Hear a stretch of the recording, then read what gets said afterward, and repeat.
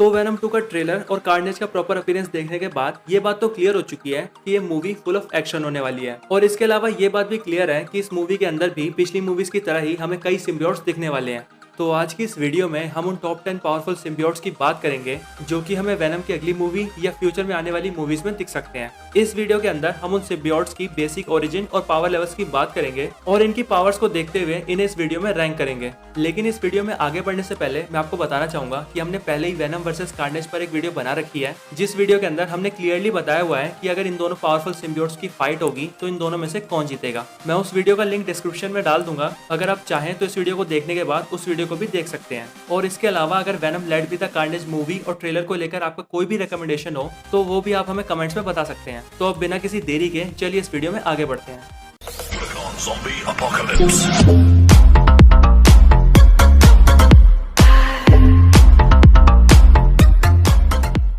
तो अगर आपने वेनम मूवी देखी है तो आप सिम्बियोट्स को तो जानते ही होंगे, पर अगर तब भी नहीं जानते तो मैं आपको बता दूं कि सिम्बियोट क्लेंटार प्लेनेट की एक एलियन रेस है जिन सिम्बियोट्स को अपनी पावर्स एंड एबिलिटीज का इस्तेमाल करने के लिए एक होस्ट की जरूरत पड़ती है, जिसके बाद जाकर ही वो अपनी पावर्स को यूज कर पाते हैं। इन सिम्बियोट्स की सबसे खास बात ये होती है कि इन सिम्बियोट्स की नेक्स्ट जनरेशन हमेशा इनसे ज्यादा पावरफुल और एडवांस होती है। तो यही कुछ बेसिक इन्फॉर्मेशन थी इस एलियन रेस के बारे में, और मे बी ये इन्फॉर्मेशन बहुत से लोगों को पता भी होगी। अब बात कर लेते हैं उन टॉप 10 मोस्ट पावरफुल सिम्बियोट्स के बारे में जिनको बताने के लिए हमने इस वीडियो को बनाया है।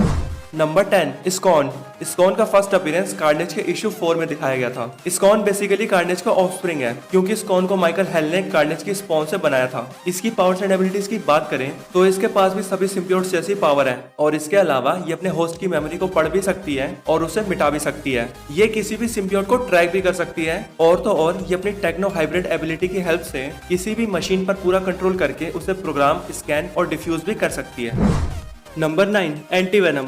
तो एंटी वेनम एक ऐसा सिम्बियोट है जो कि सिम्बियोट रेस से बिलोंग करता है भी और नहीं भी, और मैं ऐसा इसीलिए कह रहा हूँ क्योंकि इस सिम्बियोट की ओरिजिन बाकी किसी भी सिम्बियोट से डिफरेंट है। कॉमिक्स के अंदर एंटी वेनम का क्रिएशन तब होता है जब एडी ब्रॉक के साथ वेनम का बॉन्ड नहीं होता, लेकिन उसकी बॉडी में अभी भी वेनम के कुछ पार्टिकल्स रह जाते हैं, और उसके अलावा एडी ब्रॉक को कैंसर भी होता है, जिसके बाद एडी ब्रॉक अपने बॉस मिस्टर नेगेटिव के टच में आ जाता है, जिस वजह से मिस्टर नेगेटिव की कुछ पावर्स एडी ब्रॉक के अंदर आ जाती है, और उसके बाद मिस्टर नेगेटिव की पावर्स वेनम के बचे हुए पार्टिकल्स और एडी ब्रॉक के व्हाइट ब्लड सेल्स के साथ मिलकर एंटी वेनम को क्रिएट करते हैं। अगर बात करें एंटी वेनम की पावर्स की, तो ये वो सब कर सकता है जो एक नॉर्मल सिम्बियोट कर सकता है, चाहे बात हो सुपर ह्यूमन स्ट्रेंथ, ड्यूरेबिलिटी की या फिर शेप शिफ्टिंग की। लेकिन जो चीज इसे सबसे खास बनाती है वो है इसकी सुपर हीलिंग फैक्टर, क्योंकि ये अपने होस्ट को किसी भी इंजरी से बेहद ही जल्दी हील कर सकता है। और ये ना सिर्फ अपने होस्ट को हील कर सकता है, बल्कि ये किसी दूसरे पर्सन को भी एंटी वेनम देकर हील कर सकता है। इसके अलावा एंटी वेनम की एक और स्पेशलिटी ये है कि इस पर दूसरे सिम्बियोट्स की तरह फायर और साउंड वेव्स का कोई असर नहीं होता,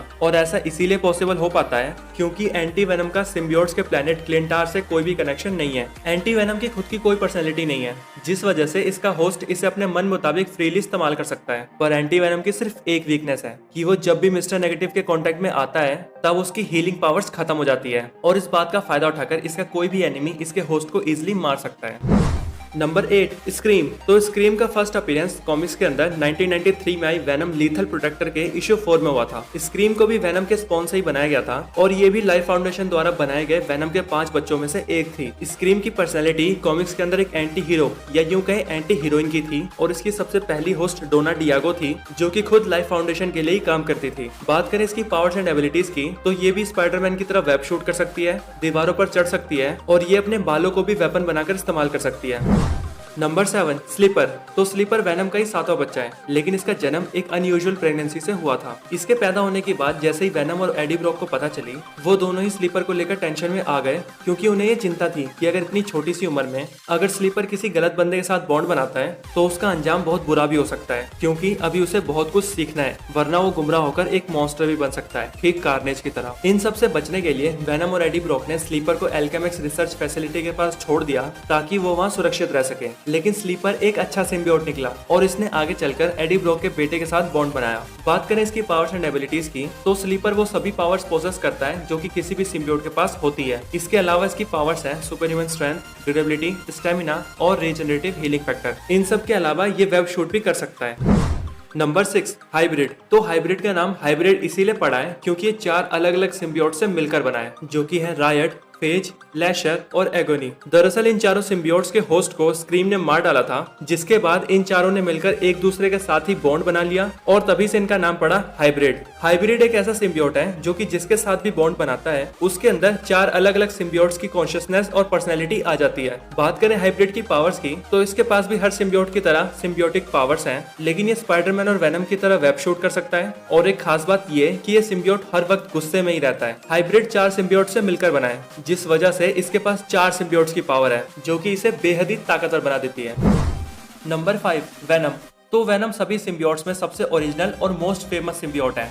वेनम एक हीरो है, एक विलन है, एक एंटी हीरो है और एक एंटी विलन भी। अगर आपने वेनम की लाइव एक्शन मूवी देखी हो तो आपको ये पता होगा कि वेनम सिम्बियोट रेस के सबसे वीक सिम्बियोट्स में से एक है, लेकिन इसका होस्ट एडी ब्रॉक है जो कि वेनम के लिए एक परफेक्ट होस्ट है और इसी वजह से वेनम की पावर्स काफी ज्यादा एनहेंस हो जाती है। तो बात करें वेनम की पावर्स की तो वेनम की पावर्स हैं super human strength, super human durability, stamina, reflexes और एजिलिटी। इनके अलावा वेनम शेप शिफ्टिंग कर सकता है, वेब शूट कर सकता है, दीवारों पर चढ़ सकता है और तो और अपने होस्ट की किसी भी इंजरी को हील भी कर सकता है। कॉमिक्स में वेनम पहली बार दिखा था 1984 में आई द अमेजिंग स्पाइडरमैन के इशू 252 में, जिसके अंदर वो अपना होस्ट बनाता है पीटर पार्कर यानी स्पाइडरमैन को। और ठीक 4 साल बाद द अमेजिंग स्पाइडरमैन के इशू 300 में वेनम अपने प्रॉपर अपीयरेंस में दिखता है, जहां ये एडी ब्रॉक से अपना बॉन्ड बनाता है। Number 4, Carnage. Venom let be the Carnage के ट्रेलर को देखने के बाद हमें ये तो पता चल चुका है कि इस मूवी में कार्नेज वेनम का मेन विलन बनकर सामने आएगा। तो बात करें कार्नेज की ओरिजिन की तो कार्नेज वेनम का पहला ऑफस्प्रिंग है और इसके होस्ट का नाम क्लीटस कैसिडी है। कॉमिक्स के अंदर बताया गया है कि जब वेनम सिम्बियोट ने एडी ब्रॉक की जेल से भागने में मदद की थी तभी उसने अपने एक ऑफस्प्रिंग को वहीं जेल के अंदर छोड़ दिया था, जिसके बाद वेनम के उस छोटे से ऑफस्प्रिंग ने एडी ब्रॉक के जेल के साथ ही क्लीटस कैसिडी के साथ बॉन्ड बना लिया। क्लीटस कैसिडी एक साइको, मेंटली इल और एक सीरियल किलर है जो कि अपनी लाइफ में बहुत से लोगों का मर्डर भी कर चुका है। और जब इस साइको आदमी के साथ वेनम का ऑफस्प्रिंग मिला तब जन्म हुआ कार्नेज का। अब अगर कार्नेज की पावर्स एंड एबिलिटीज पर नजर डालें तो हमें पता लगता है कि कार्नेज के पास भी वेनम जैसा अपीयरेंस और पावर्स हैं, यानी कार्नेज भी अपने फादर वेनम की तरह दिखता है और इसके पास भी super human strength, durability, reflexes और स्टेमिना जैसी एबिलिटीज हैं। लेकिन क्योंकि कार्नेज वेनम का सक्सेसर सिम्बियोट है, इसीलिए कार्नेज की पावर्स वेनम की पावर्स से भी सुपीरियर है। और तो और कार्नेज मन चाहे वेपन्स को भी क्रिएट कर सकता है और उससे अपने अपोनेंट पर अटैक भी कर सकता है। Number 3, toxin. टॉक्सिन एक बेहद ही पावरफुल सिम्बियोट है जो कि कार्नेज का पहला बच्चा है। टॉक्सिन अपनी लाइनेज का 1000वां सिम्बियोट है और इसे सबसे स्ट्रॉन्गेस्ट और डेंजरस सिम्बियोट्स में से एक माना जाता है। टॉक्सिन कार्नेज का सक्सेसर है, जिस वजह से इसकी पावर लेवल्स भी कार्नेज और वेनम दोनों से ही ज्यादा है। कॉमिक्स के अंदर टॉक्सिन का होस्ट पैट्रिक मुलिगन होता है जो कि न्यूयॉर्क पुलिस डिपार्टमेंट के अंदर एक पुलिस ऑफिसर होता है और इस पुलिस ऑफिसर के बारे में वेनम 2 के ट्रेलर में भी टीज किया गया है, जो कि हो सकता है कि फ्यूचर में टॉक्सिन का रिफरेंस हो। टॉक्सिन के पास जितनी भी पावर्स हैं वो किसी भी सिम्बियोट के मुकाबले बहुत ज्यादा है और टॉक्सिन की पावर्स का अंदाजा आप इसी बात से लगा सकते हो कि कॉमिक्स के अंदर वेनम और कार्नेज मिलकर भी टॉक्सिन को हरा नहीं पाए थे, जबकि उस वक्त टॉक्सिन का होस्ट पैट्रिक मुलिगन होता है। क्योंकि कॉमिक्स के अंदर एक वक्त पर एडी ब्रॉक भी टॉक्सिन का होस्ट बन चुका है, जो कि हर एक सिम्बियोट के लिए एक बेहद ही अच्छा होस्ट है। और एडी ब्रॉक के टॉक्सिन का होस्ट बनने के बाद टॉक्सिन की पावर्स नेक्स्ट लेवल पर चली जाती है। नंबर 2, ग्रैंडल। तो ग्रैंडल एक सिम्बियोट ड्रैगन है जिसे खुद गॉड ऑफ सिम्बियोट्स नल ने क्रिएट किया है। एक सिम्बियोट ड्रैगन होने की वजह से ग्रैंडल सभी सिम्बियोट से बहुत ज्यादा पावरफुल है, बल्कि इसकी पावर लेवल्स तो इतनी ज्यादा है कि ये गॉड लाइक बींग्स को मारने के भी कैपेबल है। कॉमिक्स के अंदर ग्रैंडल सबसे पहले अपीयर हुआ था 2018 में आई वेनम वॉल्यूम 4 इशू 1 के अंदर, जहाँ इसे 30 से 40 फुट बड़ा और हजारों किलो भारी बताया गया था। वैसे तो नल ने ग्रैंडल के अलावा और भी कई सिम्बियोट ड्रैगन्स को क्रिएट किया था, लेकिन ग्रैंडल उन सभी में सबसे पावरफुल था। ग्रैंडल की पावर्स एंड एबिलिटीज हैं super human strength, durability, agility, reflexes और स्टेमिना। अगर बात करें इसकी स्पीड की तो ये क्विक सिल्वर जितना फास्ट है, इसका हीलिंग फैक्टर कमाल का है और ये बड़े आराम से शेप शिफ्टिंग भी कर सकता है। लेकिन इस ड्रैगन की वीकनेस है इलेक्ट्रिसिटी, क्योंकि इलेक्ट्रिसिटी इसे बेहद ही कमजोर बना देती है और इलेक्ट्रिक अटैक होने से ये वीक पड़ जाता है। ग्रैंडल की सबसे स्पेशल पावर ये है कि इसे किसी भी होस्ट की जरूरत नहीं पड़ती, लेकिन इसकी बॉडी का कोई भी पार्ट किसी को भी अपना होस्ट बना सकता है। नंबर 1, नल। तो नल सभी सिम्बियोट्स का गॉड है और इसी ने डायरेक्टली और इनडायरेक्टली सभी सिम्बियोट्स को क्रिएट किया है। अगर बात करें नल की कॉमिक बुक ओरिजिन की तो नल बिग बैंग से भी पहले से ही इस यूनिवर्स में एग्जिस्ट करता है। नल हमेशा अंधेरे में ही रहता था और इसे अंधेरे से ही प्यार था, लेकिन तभी सेलेस्टियल्स ने आकर उन खाली और अंधेरी जगहों पर आकर दुनिया को बनाना शुरू कर दिया और उन अंधेरी जगहों को रोशनी से भरने लगे, जिन्हें देखकर नल बहुत ज्यादा गुस्सा हो गया और उसने उन सेलेस्टियल्स पर हमला कर दिया, जिसके बाद नल ने अपनी परछाई से सिम्बियोट रेस को पैदा किया। अगर बात करें नल की पावर्स की तो इसने बहुत से सेलेस्टियल्स और गॉड लाइक बींग्स को मार रखा है।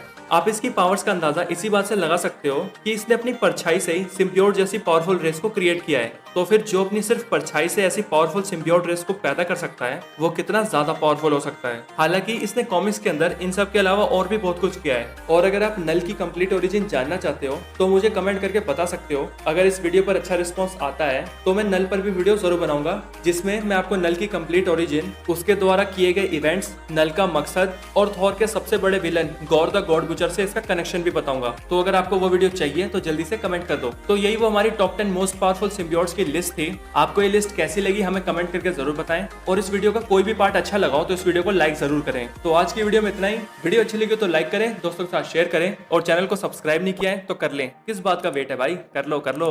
मैं आपसे मिलता हूँ ऐसी किसी और बेहतरीन वीडियो में। तब तक के लिए गुड बाय।